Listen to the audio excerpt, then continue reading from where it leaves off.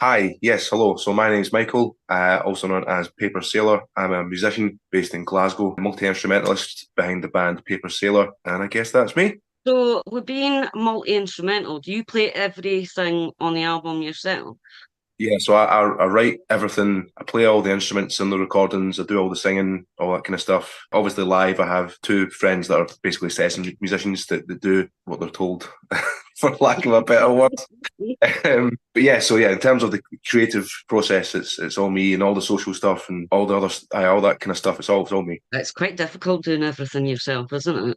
Yes, I don't think people really understand just how difficult it really is, and I came this close to burning out multiple times. Like a couple of weeks ago, for example, I almost burned out. Then just push So through, don't when you? You push through. you do push through, what do you do when you burn out? Do you just take a wee minute to have a rest, a couple of days rest, and then get back to it? Or I try to, yeah, that's trying what I do. I usually I don't have a great deal of interests, so I music is obviously my main interest, and then I don't really watch a lot of film or TV or anything like that. I find the concept, I haven't always been like this, but certainly the last few years, I find the concept of just sitting down and watching TV and staring at it for an hour and a half, 2 hours, I find that very boring. So I like to, I'll stick on the PlayStation or something like that. Something it grabs my attention, is interactive. That's usually how I unwind that, and paying attention to my cat or something. That's usually the other thing to do. oh, you've got a cat. Yeah, hang on, I'll grab him. He's right here. Yeah, he's gorgeous. Yeah, I've got a black and white tuxedo and a pure black one, Right. called Oakley and Zaffy. Right, are those after anything? Or? Zaffy is named after Zephoid Beetlebrox from The Hitchhiker's Guide to the Galaxy, and Oakley is named after a tree. Well, speaking of things to unwind, actually, you mentioned Hitchhiker's Guide. I do read as well. It's usually something Mm. I'll do to just take my mind off things and escape from my world into someone else's. Yes, well, that's very important. I'm the same. I find it very difficult. I put this series on because I have to have background noise. I'm ADHD, so I've got Mm, to have several different noises or I can't function. right, Silence drives me crazy. It's like that's when the noises in my head start, when it's right, quiet. okay, So I put a series on yesterday and I have restarted the series 4 times now. right. Because it's crap, or No, it's actually quite good. I get involved in something else, or I start doing something, or there's always something to do with doing this kind of stuff. I don't know if yes. you find that there is always something that you can be doing. Yeah, like the concept of being bored baffles me, especially nowadays where you have the world at your fingertips and everything's on your TV at any time, and all the music is in your pocket, and there's so many things to do, and maybe it's just by nature of what I do is, if I'm bored, I will grab a guitar or go to the studio and play the drums or something, play a game or read a book. It's just I find like being bored just makes no sense to me. You're not bored. There's 1,001 things to do out there and more. Go do it. It's just always got things to do, whether it be checking up on social media, or there's always editing to do, or there's always emails. I don't know what you like with emails, but I get loads a week. Clobber came out on Friday. Was that right? Comes Is out, it comes out Friday? on Friday. This Comes Friday out coming. this Friday, right? Yeah. So what kind of things are you doing to build that up? So obviously this is part of it. Did another interview for Sonny G Radio with a guy called Davey B. That was fun. That was actually that was my first radio interview. This would be my second. So Dang. There was me thinking um, that I was getting you fresh. I think you had right, well, I'll give you this. I think you had the first ever radio play of the song. Yeah, so I think you're the first play. Sending it, no, all the usual stuff, sending it out to a bunch of radios and stuff like that. Because here's the funny thing. A lot of people say about how radio is not that it's not important nowadays, but it is certainly of less importance with the dominance of streaming and all that kind of stuff. And I get why they say that, but here's the thing. Musicians still covet radio play because it pays. Streaming doesn't pay. Right. Radio does pay. It's not always a great amount, but it's more than the 0.003 pence or whatever it is that Spotify pays you, or the just under a pound that Tidal pays you. But yeah, so anyway, that's a whole other story. Pushing that out to radio stuff. I've got, but on Wednesday, the 15th, before the song comes out, I've got a launch gig in Block in Glasgow. This will probably have already happened by the time this goes out. Yeah.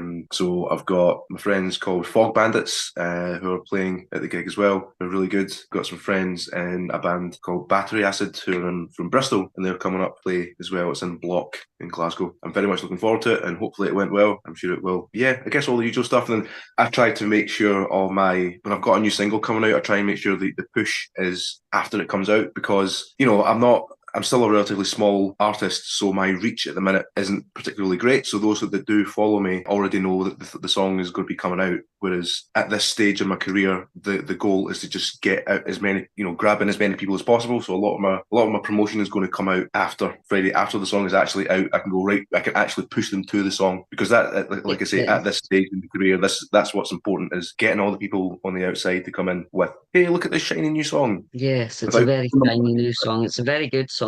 I really like it. I guess you don't strike me as a person who would play music you didn't like. So No, no, I get a lot of music. There's definitely lots to choose from. Yeah, I do try and get it so that, because I do three shows, two sure, rock shows and a middle of the road drive show. So that gets all the stuff that doesn't obviously filter into the rock stuff. And it's quite hard work. there's a lot of good music out there, man. It's so crazy how much good music is out there, and people just need to learn to pay attention. Well, how do you think that that's something that we could maybe change, that getting people to pay attention to new music rather than just sticking with their old favourites? I guess it's the eternal question of the local artist, I guess. As much as it pains me to say, like, social media advertising does actually work. It does work. I know it sucks to put money into advertising and maybe learn how, things work algorithmically and stuff, but it does. And I've mentioned this before when you and I met at RockCon, but it's actually super important, social media, for as rubbish as I think it can be, and how much it's too much at the forefront for my liking. But this is the world we live in, so unfortunately we kind of have to deal with it. So I think using social media to advertise and push it, mold it into what you want it to be and what you can use it for is super important. Oh, definitely. I mean, I use social media a lot, mainly Facebook, because I know how to work that. I'm not great technology wise. For somebody that works with computers every day, I'm not, as you can see, they don't like me very much. It's not that I don't like technology, it just doesn't seem to like me very much. It messes up all the time, but no panic. Are you doing more live gigs? Yeah, the plan was to do some kind of tour at some point in the summer. It likely won't necessarily be a tour, but been in talks with maybe with some promoters down south, like in Bristol and stuff, in London and stuff, and hopefully get one or two gigs down there throughout the summer, just to kind of help push the single and stuff like that as well. But yeah, so I've got that the launch gig for the single. Then the next gig that's coming up, it's actually sold out. Nothing to do with me. The band that I'm supporting, called Slime City, the best band name that's ever It's been great. recorded. Great, yeah, they're very popular. They've got some new material they're trying out. They're playing, I think they're playing in Glasgow, I think Newcastle, and I think it's London. Newcastle and London, I think is where they're playing. They're doing a wee short tour to test out this new material that they're recording soon. They asked me to support them on the Glasgow show, and that show sold out in less than a week, which is crazy. Wow. So I'm very much looking forward to being a part of that. In the Hugging Pint. Amazing. Yeah, they're really cool as well. It's like in a weird, like, not mathy. They don't do like any weird time signatures. Time signatures, I don't think, but like it's kind of nerdy, angular, alt pop rock. I'll definitely have a listen. I listen to music every day. It's pretty much all I do. So what got you into music in the first place? Is it something that you've always had? Yes, it's kind of always just been around me. My dad was heavy into a lot of kind of classic rock stuff like Zeppelin and Hendrix, and even some more like proper old like blues stuff like Muddy Waters and Howlin' Wolf and stuff like that. So he would always play that stuff when I was a kid, and I always just really liked it. And then I just kind of developed my own taste off the back of that. And I think I started.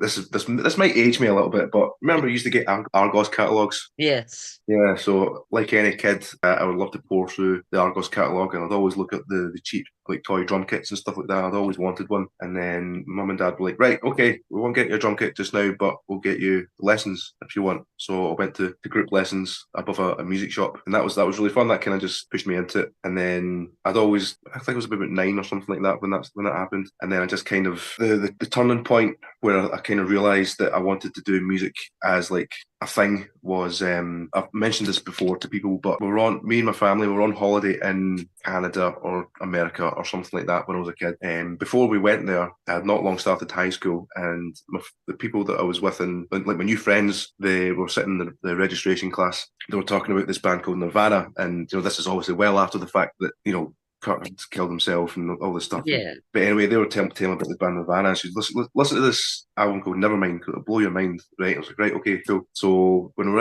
on holiday, and I think I bought like a mini stack of CDs. One of them was like an Eminem album. One of them was a Jamiroquai album, and the other one was Nevermind. And there's a bit where, remember in Jaws, right? Have you seen Jaws? Mm. Right. Long time You know, ago, though. well, you know the bit I'm talking about. It's a very famous scene. You know the bit where the police chief he's sitting on the beach, and then the camera zooms in, and in the background he sees the shark for the first time. The camera zooms in, and the background expands. It does Mm. that dolly thing, right? That's what that listen to Nevermind was like for me for the first time. As soon as I heard it, I had this weird like out of body experience where it was just like I could see this happen to me. As soon as the guitar kicked in, down and down, and then as soon as the drums came in, ticka ticka ticka, it Yeah. was like camera zooms in, like background expands, and like whoa, whoa, what is this? So that was kind of the turning point for me for being, So how old were you you know, then? just started high school. So I would have been 12, 11, 12, 13, around that age. I'd already been playing drums for a few years. So yeah, those two things just kind of made me just go like, right,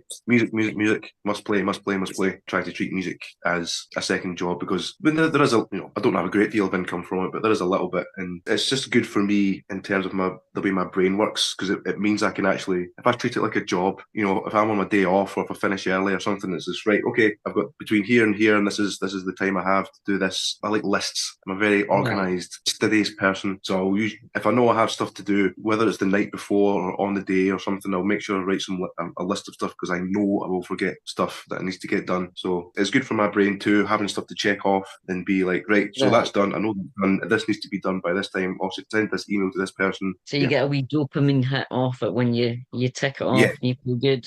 yeah. I It should makes me do feel good. that too. Lists are good, man. It helps keep me organised. Helps keep my brain in one piece because. Mm.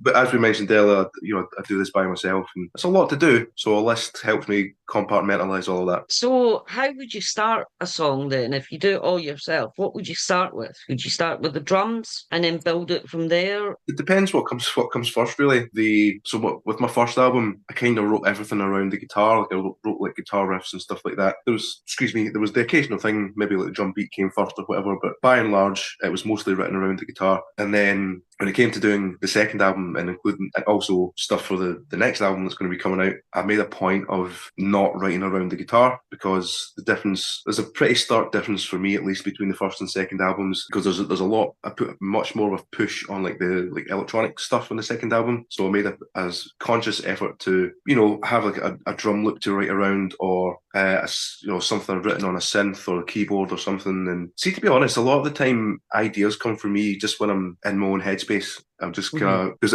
it's kind of opposite from you. I do like to sit in silence quite a lot. Like so, I drive a lot from a day job, and a lot of the time I don't actually have. If I'm not listening to a podcast or music, I drive in silence because it gives me a chance to think and just think of ideas. Of if I'm already working on something, that gives me a chance to work on that idea in my head. And even beyond that, there's just times where I'm just sitting or driving or doing something else, and then an idea pops into my head, and I have to if I'm driving, I'll need to pull over the side, put the hazards on, pull my phone out, and go da da da da da da da da, or whatever the idea was, just so I've got it. Like a lot of my most favorite songs that I've done, it's just an idea that suddenly popped into my head. Like the first single I ever brought out was called "We Could Be Insane," and I'm pretty sure I just stepped out the shower, so I have a lot of shower thoughts in the shower and also not in the shower. That's basically the best way to put it. I have shower thoughts constantly. I think I'd literally stepped out the shower, and then the melody just kind of popped, went da da da da da. Right, guitar, chords, sound, done. So yeah, it's weird. It's just there is no set thing how a song comes about, but certainly with Clobber, for example, that started off. Sometimes I'll take inspiration from a very specific song. So you know the song "Broken Wings" by Mr. Mister. Mm. Take these broken Okay. wings and learn to fly again. Yeah, Learn to I was like, I fly want a song like again, that. learn to Yeah, fly so free. yeah. Yeah, that I one. was like, I want a song that's probably my favorite '80s song for sure. And I was like, I want a chorus that's as big and huge and as epic as that. That sounds pretty cool. So I tried to write something around that. And what actually came first was the drums, funnily enough. But because I was taking inspiration from such a hugely popular '80s song, the drums I had were very '80s. They had that classic tom sound, the kind of do do do do do. Yeah. I had a drum beat that had that. It's basically the drum beat that's in the song now, but it was more 80s and it had a lot of the kind of classic 80s tom work going on. And then I wrote stuff around it and I thought, this is crap, this is rubbish, I don't like this at all. So I just changed the drum beat to not 80s and kept the kind of big, huge chorus sound and then worked from there. I would even go so far as to say is the all the new stuff that I'm working on for the third album is very much focused on the drums because even though I'm a drummer first and foremost, and that is what I do live as well. I play drums and I sing live just to make life extra difficult for myself on top of everything else that I do. Yeah, because Um, easy's just boring. You know, you need a little bit of distraction and a little bit of disruption to make things yeah, fantastic. absolutely. So yeah, as being a drummer first and foremost, I decided for this album for all the drums on the recordings at least to be all programmed in electronic. So I'm basically kind of writing around that because like one of my favorite bands is Nine Inch Nails. They're Hmm. Trent, like a huge. In case it wasn't obvious, people who have listened to the music, he's a huge influence on me, making a big push for going even further into the electronic side of things with this next album, and a lot of that is down to the drums. Programming them and writing stuff around that helps me keep inside the electronic realm more. Yeah. So that's coming with the next album, more bigger electronics. Is that the way forward then? The electronic sound, the electronic industrial sound? For this one, for sure. Yeah, I mean, I've got ideas for what a potential fourth album could be, and it's very different again. Certainly for now, I think you can hear the progression because the first album has little bits and pieces, some electronic things in here and there. Second album is just covered in it, but it's still like very much a live band sort of sound. There's acoustic drums and guitars and stuff like that. Whereas Clobber and all the other stuff that I'm going to be recording and bringing out and stuff, that is again, I'm just diving further into the electronic stuff. I just think it's fun. Like it's just really, it sounds different. No, like I'm someone who doesn't like to do the same thing twice. Like all my favorite bands, every single one of their albums is just completely different from one another. And Yeah. I want to echo that. Like, why would I want to do something again? Like at the end of the day, obviously, I want more people to listen to my output and listen to it and come to the shows and all this kind of stuff. At the end of the day, this is all for me. Mm. Same with anything. It's all for me. This is my output. If I don't love it, then I can't expect you to like it either. Mm. I'm trying to get more into like streaming as well. So I've done the occasional stream this year, like one, two, or three streams. I'm trying to get more into that and just play songs and hang out and have a laugh. That certainly seems to be the way forward. I've seen a few bands do that, do live on Facebook and YouTube and stuff and get people Yeah, involved. I've had conversations with bands and stuff doing that. I think that's a great idea to get support and build up an audience. I agree. It's just really like just a nice way to kind of chill out and if you actually like an artist and they're just they are doing their thing and then chatting in between and having a natter, like it's nice. It is It's nice. real. I like It's that. real. It is real. It's a lot more cozy, I think. It's quite a Yeah. cozy environment. You know, you're there, it's quite intimate as well, because it's obviously a lot more intimate than playing a gig because you're right at the forefront and that person's only like a screen away from you, rather than Mm. being halfway at an event, and you're not Yeah. getting any feedback. At least with these lives, you're getting some feedback between them. I think it's a great idea. Yeah, I agree. Yeah, there's a few people that I know that have been streaming, and not necessarily just like music and stuff. There's a couple of people I know that stream, gaming and stuff like that. And it's fun. It's if you get the right people in, you can create a little community and Mm. it's a nice, cozy chat to people they wouldn't normally get a chance to chat with because they're maybe on the other side. I know for a fact I've got some fans down south in England and I've got some over in America too. I think I've got one or two in Australia at least. So, if they're watching, it's a nice way to actually interact. Because realistically, these people that like my music who are in a completely other country, short of a miracle, I'm not going to be going over to America or Australia anytime soon to play No, live. quite yet. Not quite yet. Hopefully one day. Obviously, that would be great. But, for stuff like that, it's great because, I wouldn't actually get a chance to hang out and chat with them. Thank you so much again. Keep in touch. Keep sending Yes, me your stuff because it's DOS. I will do. Right, thanks a lot, Kim. Thank you, Michael. See you later. See you later. Bye. Ta-ra. Bye.